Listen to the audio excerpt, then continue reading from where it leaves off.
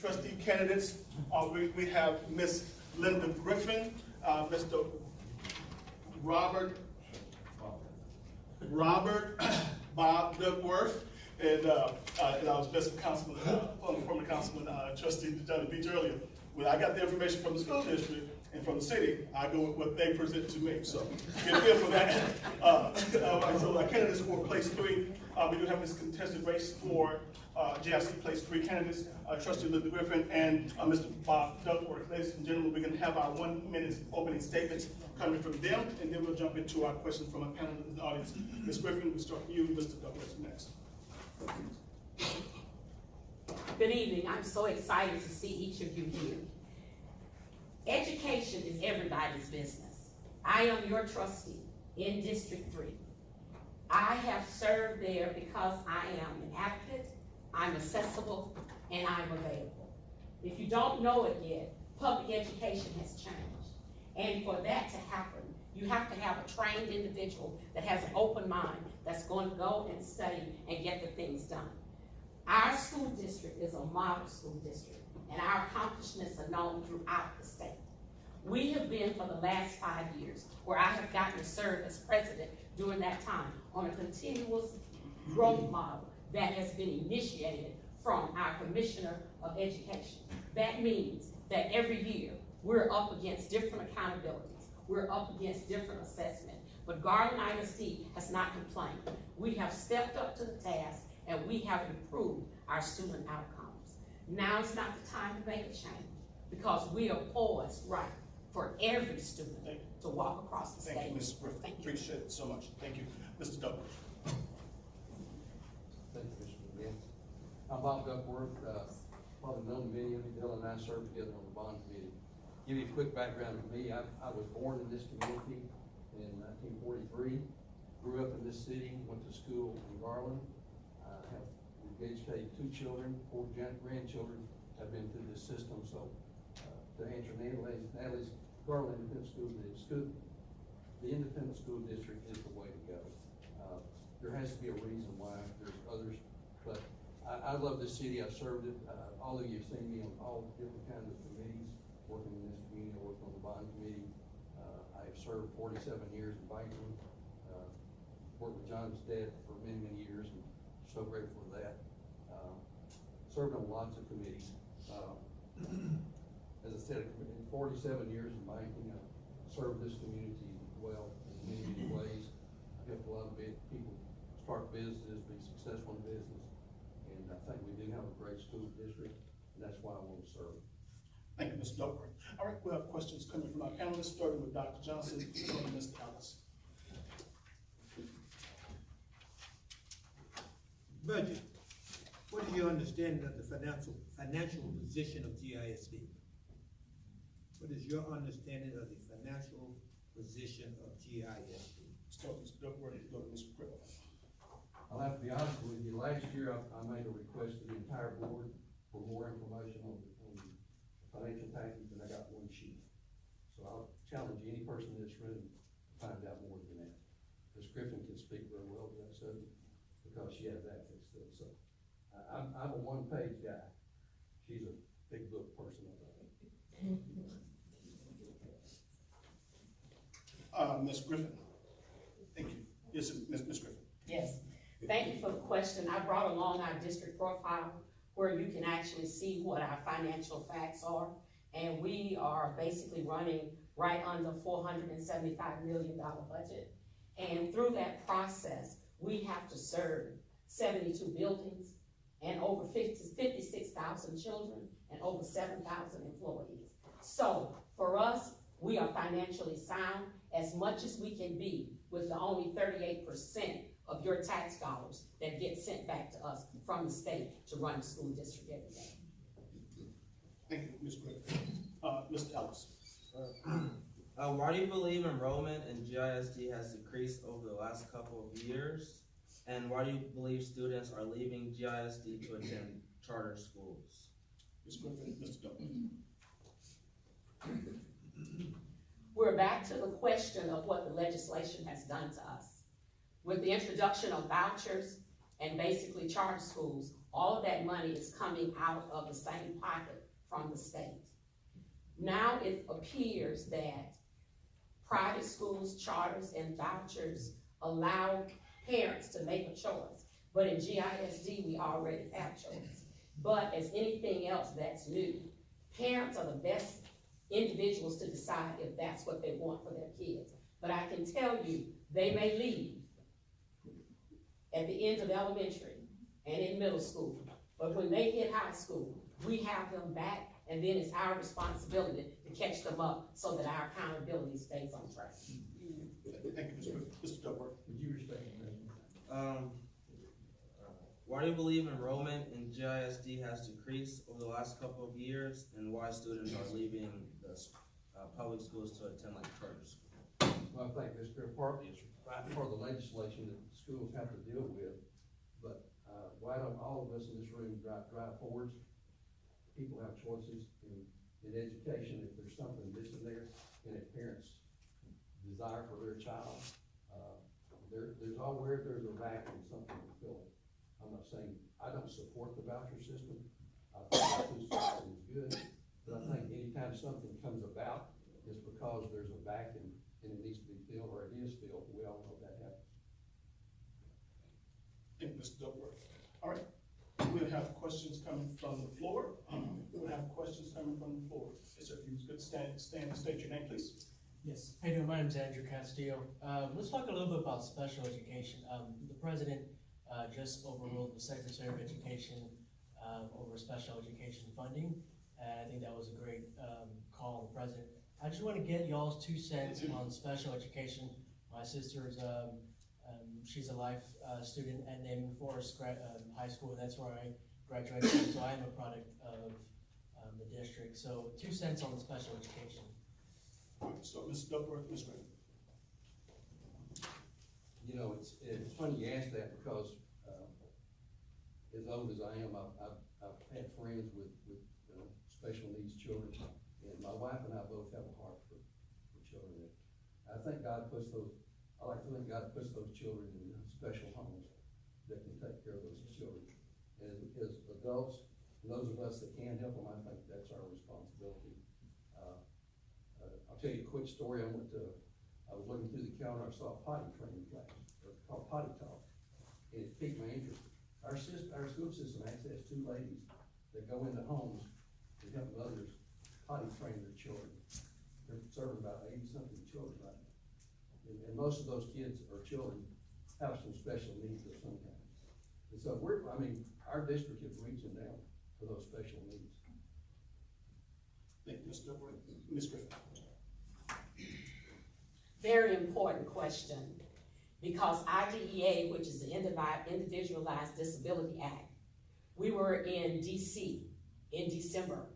Almost 5,000 trustees across the state went, because we were ready to make Washington see us, for them to reauthorize that act. So we got a bunch of collaboration across the aisle to reenact that, but then we have a Secretary of Education who has her own mind.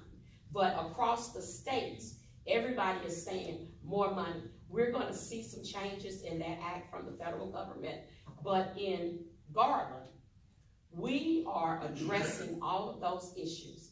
This year, when you do a data dive, it's interesting what you find out. We were able to see that there was populations, dyslexia was our first issue that we were going to try to address. We saw the numbers, we saw the people that were being neglected, how many it was, and immediately we had hired 30 teachers. Thank you, Ms. Griffin. All right, is there another question coming from the floor? Hold that one for a second. Yes, sir. John Washington, again, both candidates. What do you think the role of a trustee as being a member of the team of 8? The role of a trustee as being a member of the team of 8. All right, we'll start with Mr. Duckworth, Ms. Griffin. I think the role of a trustee, as stated pretty much in everything I've read, is you set policies in place, you hire the superintendent, and you oversee his running the school district. You're there, you're the liaison between the community and the school district. Thank you, Ms. Griffin. That team of 8, which is 7 trustees and 1 superintendent, is important. It must work together as a unit. That's the only way harmony and unity can exist. Our job is to hire the superintendent, but we do not dictate to him what he does. So the deal is, when you talk about the team of 8, you have to act like it's a team and that there's no individual I. Any trustee outside of a corporate body, when we assemble together, we have no power. So we have to work together on everything. So I can't talk about the superintendent. He can't talk about me. If we want to resolve it, we resolve it with a team of 8. And what the public sees is seamless transition of everything that you want to get done. Thank you. Thank you, Ms. Griffin. Yes, sir. Why is GISD one of only 2 school districts in the state of Texas that's still under the federal desegregation court order? What are you going to do to make sure that we get in compliance and that we move beyond this? Or is there a reason that we're stuck in the mud on this? Ms. Griffin, Mr. Duckworth. I think it's more than 2, and it's definitely more around the state. You have to understand what the intent of the court order is. There were some specific mandates that was given that must be satisfied. And we can't talk about the DSEG court order as a negative in this city and the Tri-Cities of Garland, Raleigh, and Saxe, because it has done more for diversity and for unity. So part of the deal is there are things that have to be in compliance, and all of those green factors have not been yet met. We're not stuck in the mud. It doesn't move quickly. You have to do it one step at a time. And every year we take more steps to accomplish the end. Are we ever gonna get out from underneath it? Hold that thought, Mr. Griffin, hold it. We'll come to Mr. Duckworth, then we'll come back to that follow-up. Thank you for asking about that. That's something I found out. I don't know how many in this room knew it before you brought it up, but I wasn't aware of it until a year or so ago. And I went to a couple of the multi-ethnic committee meetings that are held. In fact, I saw Mr. McNeil there. I've got in an open records request, and I have a stack of material about that thick. It goes all the way back to 1970. But nothing in that I've saw so far has solved the problem. And it's not like she said, it's taken us almost 50 years, and we're still under it. And that's one of the things that I want to find out. In fact, I asked the school attorney to let me sit down with somebody and educate me and help me understand why we've been here for almost 50 years and what do we need to do to get out from under that. We're all taxpayers, and the school district gets roughly $8,000 a year placed under this order. So why we're paying taxes twice, if you look at it that way. Thank you, Mr. Duckworth. And before we go, there's gonna be a follow-up to that question. Remember a moment ago, I said we have legislation coming from DC, the town and the state level. We have that for Councilman Stanley and Councilman Nickerson. Going back to your question, Mr. Moore, we wouldn't have the court order if districts would comply, right? Okay, right? So you see the dilemma that we're in? Yeah, we get legislation, we want to pass at the local level what we want. All right, it's not my commentary, so I won't go there. All right, Mr. Moore, you had a follow-up. Mr. Moore, you had a follow-up, I believe. Are we ever gonna get out from underneath it, or do we want to? I guess that's what I'm just All trying right, to figure 30 out. seconds, yes, 30 seconds. Again, I'm here as an individual, so I can't represent the board. Things change in a school district with a team of 8. Mr. Duckworth. And that's what I'll need, some education. I've asked for it, hadn't gotten it yet. I'm gonna study that material as the best I can. The superintendent does a report every 6 months on that program. I have a copy of that. It was supposed to have been approved in the January board meeting, but I don't believe that's been done yet. I don't know if it's been done in closed session or not. Both the committee and the trustees are supposed to look at that. As far as I know, they haven't looked at the rights. Yes, Ben. Good evening, I'm Kelly Joy Freeman. agreement, I've been a resident for over 20-something years. I've had, kids go through the educational system in Garland, maybe a grandson here in Garland as well. And one of the concerns that I'm hearing, or my question is specifically to you, Mr. Duckworth, is that you stated several times that you served on a lot of committees. And my question to you is specifically, I didn't hear anything about education, and I hear that you're doing a lot of research, so I want to understand what specific accomplishments or achievements or specific things you've done for education outside of just having children or grandchildren or yourself be in the educational system. What are some of your accomplishments, please? Well, as I stated, I served the city 47 years in financial, so I've helped a lot of people financially. I served a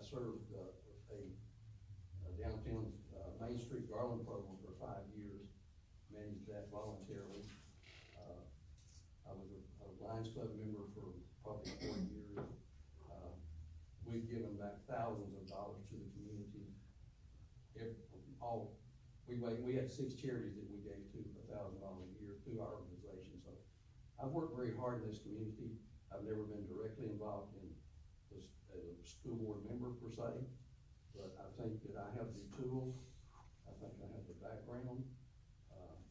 It's something I'd like to see, and that's more corporation, somebody related to the amount of taxes we pay each entity. There seems to be some things that we could do together to maybe do more with the same money that we're doing now. Thank you. Mr. Williams, and then we'll come back to our panel. Thank you. My question is, there were three board trustee slots up for potential re-election this time. And we only got contested in District 3. So like you mentioned the word vacuum. My question is, with 3 seats open, what vacuum did you see exist in 3 on which you base your decision to run in 3 instead of one of the other districts? And a year from now, if you're elected, what difference would it make? Why District 3, and what vacuum would that fill? Thank you. 2014 bond program, the sitting board, which he was a part of at that time, told us we're gonna spend $455 million. We're gonna do work on every 85 facilities is what it said. After we passed that bond, the board, the trustees, pulled 14 facilities out of that bond and did nothing to them. One being the Ag Training Center out in Pleasant Valley. Probably the school facility in the worst condition in the whole system. So for 4 or 5 years out, those kids have made do with what should have been the first thing to be done. The second thing is in December, a transparency issue came up before the board, and Ms. Griffin voted against it. I am for total transparency, and I don't understand why she voted against that. She may answer that, but I'm for transparency, and that's a part of the reason I'm running. I think there needs to be more transparency. Thank you, Mr. Duckworth. All right, You missed me. oh, I'm sorry. Huh? She needs to. Her rebuttal. But she needs to answer. Oh, of course, Mr. Williams. Okay, I'm trying to say that. I don't see Oprah getting this kind of. Ms. Griffin, do you want to respond? Yes, thank you for your perception, Mr. Duckworth. Number one, transparency has several levels of it. We were reorganizing our board, and we were not ready for that transparency, and we are still working through all of that. And the worst thing you can do with transparency is have something televised and you're not ready and the wrong information gets out. So it's not about transparency because everything else basically is done. If I remember correctly, with the 2014 bond package, there was a committee and the recommendations of the projects came back to us. And other things about what was taken out of that bond package because of a legal issue, I am not able to discuss it, but the perception is not correct. Can I speak to that? Give me a half second. I'm on my job. Yes, ma'am. Yes, ma'am. Natalie Beach, Garland ISD. I've lived in Garland for over 30 years. What is your agenda for running for Garland ISD? I'm just gonna leave it there. What is your agenda? Both candidates? Yes, both All right, candidates. Ms. Griffin, Mr. Duckworth. Yes, ma'am. As I told you, we were on this continuous growth model, which means we're gonna create better pathways for our children. So when our children graduate, they will be not only getting a diploma, they can choose to have an industrial degree, they can certification, and they can do anything that they want to do under this gamut of where we're offering them to not be shuttled into one pathway. The other thing that I am interested in is we must promote early childhood literacy, and that must start with pre-K and kindergarten, but it needs to be full day. Then, as we look at the safety issues, expand school safety, we have done an awful lot, but there's still some more that we can do. Then we need to expand the social and emotional pathways for our kids and programs. And then we need to really seriously begin to decrease the educational gap and have teacher Thank you. incentives. Ms. Griffin. Ms. Griffin. Thank you. I don't want to call it an agenda, I want to have an agenda, I have a love for this community. I have a love for all the kids, but I have a special group of kids that I mentioned in that 14 bond program that got laughed out and they've been suffering for 5 years. And I want to see those kids have better. There's already talk of a new bond program. And if I'm sitting on that, I'm gonna do my dead level best to make sure those kids are taken care of. You know, you alluded to the bond committee, they said don't build a mandatory either, but we're spending $33.5 million to build one. I think y'all made that choice. So I wanna be there to do, for every kid. I don't,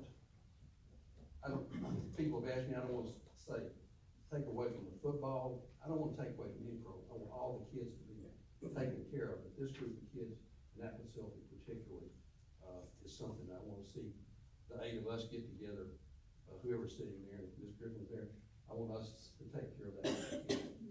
Thank you. And I believe, Mr. Torres, you were co-chair on the bond package back in 2014. All right, when Mrs. Beach comes up, we'll do some fact check on that, on some of the items. Just want to make sure we are clear. Yes, sir. All right, Eugene Ralph, I have a question. This is to both candidates, more in regard to this whole thing with the committees. One of the things that frustrates me as a citizen is hearing politicians constantly make references to committees. Sometimes when it's convenient, they give the committee the credit. It's inconvenient to give the committee the blame. What is, as far as you're concerned, because I've heard that one reference was made to the committee with Ms. Griffin where she said that, well, the committee recommended something, and then Mr. Duckworth said that they ignored something from the committee. So my position, I don't elect the committee, I elect you. My question is to you, how do you view the role of the committee, first of all, and as citizens, what are we supposed to do when we don't agree with something that the committee does that you do? Thank you. And we'll start with Ms. Griffin and Mr. Duckworth. I have a question for clarity Yes, ma'am. before I begin the answer. There are 2 kinds of committees. Okay. So I didn't know if you were talking about the committees within the district or some of the committees that we assigned, because the bond committee was not a district committee. Okay, so it's two different kinds of committees. So are you talking about the ones that we have The internally? ones that you have directly. Okay, so directly, we have the committees of facilities, budget and finance, and district affairs, and a special group that deals with policy. The way a committee is to operate is that they are to take care of all of the detailed work. It has either come from a trustee that they want an agenda item, or it's come from the board president or the superintendent. And then to do all of the detailed work, the committee is to do all of that, which is composed of just 3 trustees, but all trustees can come. And that's the format that we were in the process of changing, and there were a lot of confusion in that process. So when that committee operates correctly, then they bring us their recommendation. Someone told them to look at something, they research it, then they bring the recommendation to the full board, and then the full board vote on that. If you have questions about whatever is going on, all of those meetings now are posted, and the public can come. Thank you. Mr. Duckworth. That's a great question. It's something that's bothered me, because for the last couple of years, I've probably 10 to 80% of the either watched them while they were being played on my computer or been live there watching them. I've probably been the only person in that room. So I challenge all of y'all, if you're disinterested in the community, come to those meetings and listen. You'll hear a lot of things talked about, and something that Johnny's probably familiar with, I know both of them are. They talk about, you got a folder at your place, but they never talk about it, what's in it. They approve things, and I probably couldn't even do an open records request to you. So that's the transparency that I want to see happen.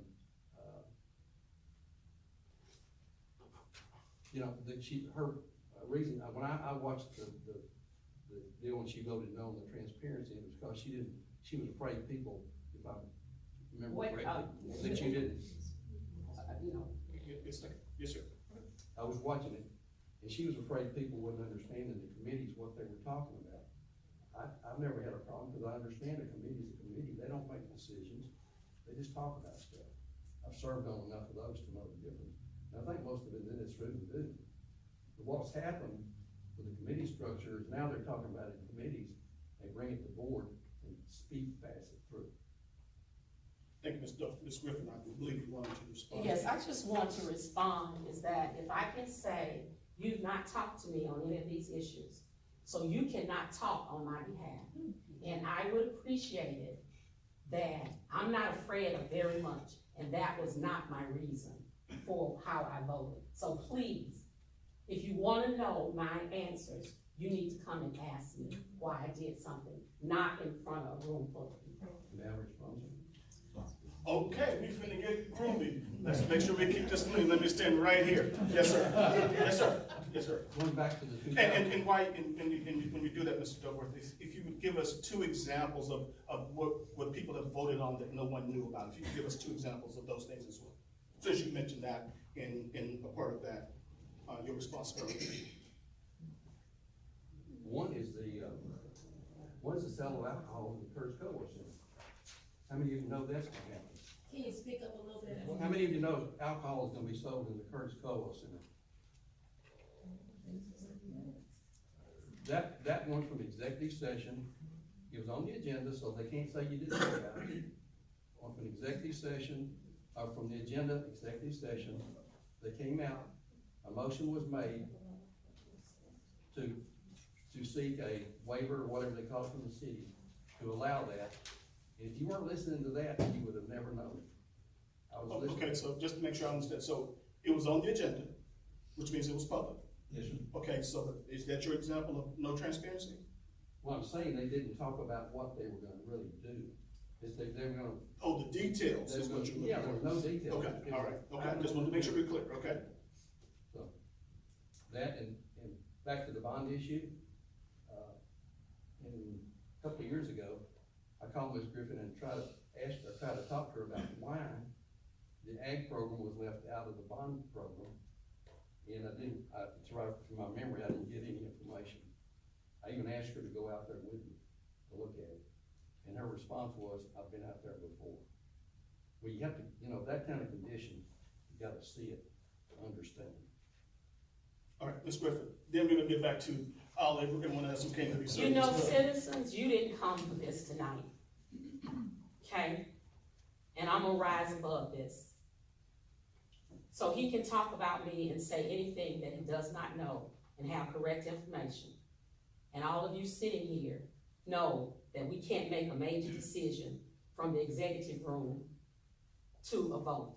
that there's a lot of things that's been done. So I'm not gonna respond to misinformation, and I would say to you, if you want to know my information, I will wait outside and talk to each one of you and answer the questions. All right, we're gonna, oh, I'm sorry, we're gonna come here. I was just gonna say, if you wanna yield some of my time, I'm the only person here from District 6. Oh, no, Education. no, okay, I didn't know you, okay, I'm glad you came. Okay, all right, I'm glad you came, I didn't know Mr. Bell, okay, thank you, Mr. Patrick. Yes, sir. Yes, so I assume I'm probably one of the few young millennials here in this room, and this gentleman here, I assume. Let's talk about the future of GISD. You know, after y'all, once y'all leave, it's up to us, the younger generation, to take y'all's place. And so we expect a lot out of y'all. Just give me a quick, brief summary of what's y'all's plan for GISD in the future forward. You know, there's a lot of students younger than me. You know, I just turned 23 today, and so I do have high hopes of GISD, and so I want to know the future and what's in store for Garland. Anybody in particular? Just, I need anybody. Mr. Duckworth, Ms. Griffin. Oh. My whole goal is not to serve for more than 1 or 2 terms. I'm 75, and if I do 1 term, I'll do lucky. But I just see that we need new leadership on the board, and I'm willing to do that. I'm willing to give you 3 years. And I told some jokes with somebody the other day, I'm not joking. I'm gonna start looking for my replacement. I think change, we talk about this in Washington all the time. So I'm for change. I want to change what's going on now. But I'm gonna be looking for a replacement for myself sometime during my term. Thank you, Ms. Griffin.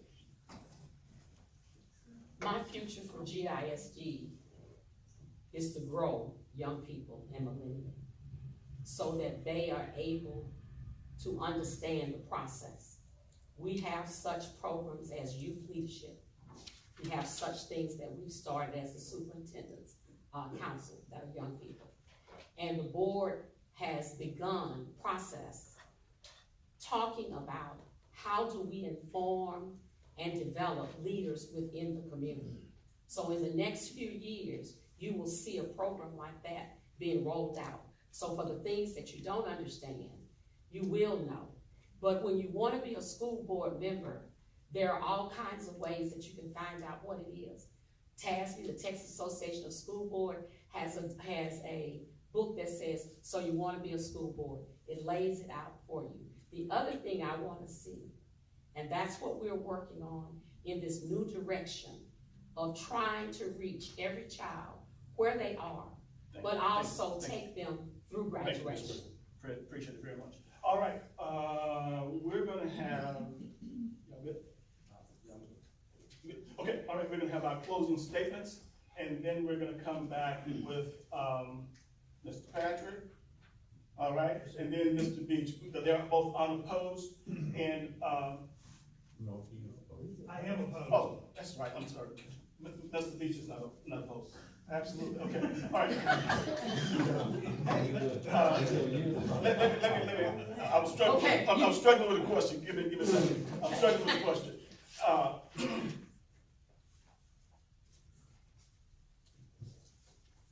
Diversity, we hadn't talked about it at once. Discipline, we hadn't talked about it at once.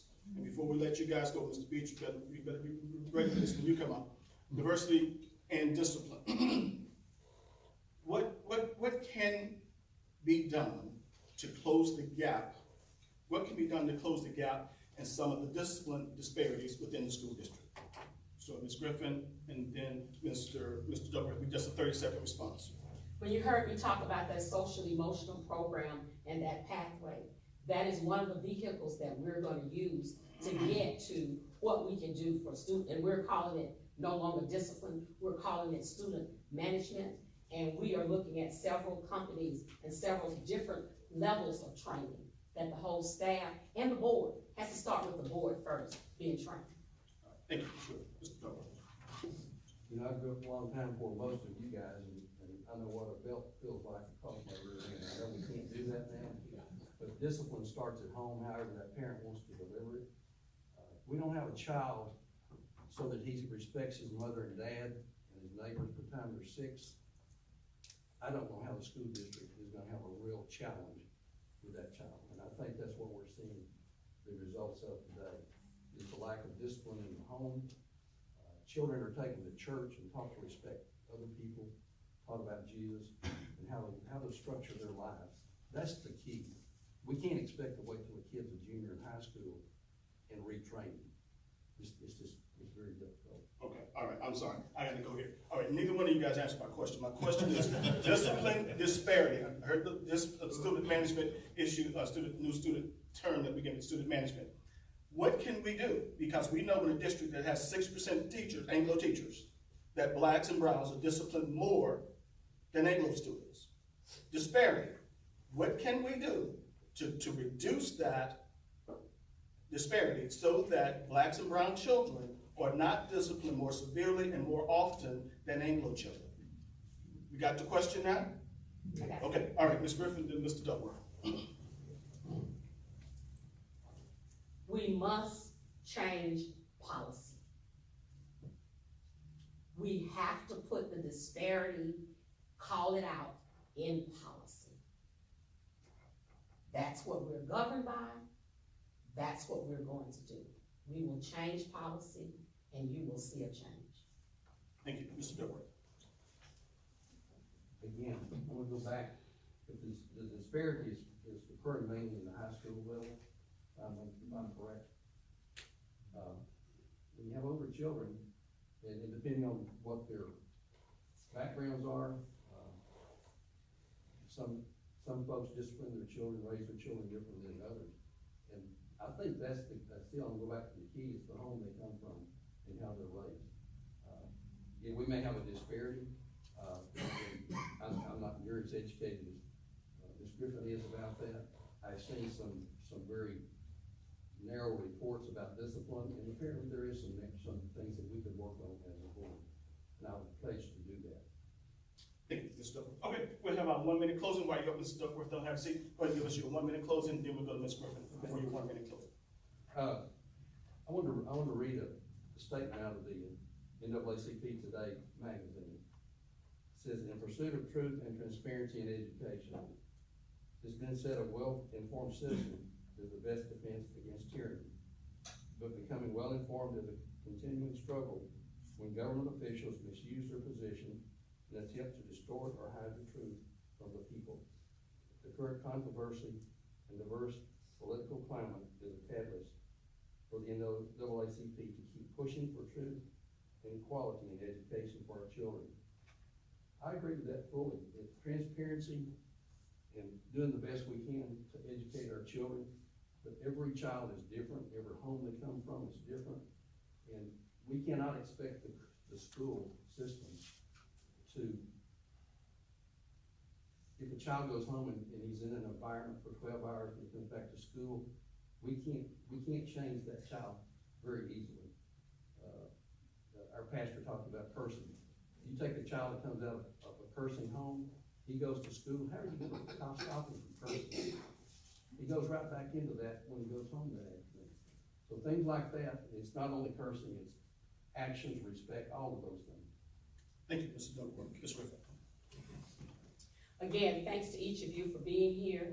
You must listen to the facts. You must listen to the record. GISD is on an elevation up on every level that we are on. I have been here, I have served because I prepare myself. I do not get things secondhand, third hand, or fourth hand. You can always find things that you want. If you want it that badly, you go get it. And that's why I can stand here and speak on special education, because I know what we're doing, because I know what the issue is. I say to you, let's stay on this journey where Garland Independent School District is transparent. There are anything you want, you can basically get. But let's not get caught up on one issue, one thing. We have 56,000 kids, and it's our job to educate every child that comes and sit in the seat. I'm your choice. I'm Linda Griffin. Vote for me on May 4th, but go out early and vote for me on April 22nd through the 30th. I've loved your support in the past. I know you're gonna continue to let this district move forward because we're the model the state is following. Thank you. Thank you, Ms. Griffin.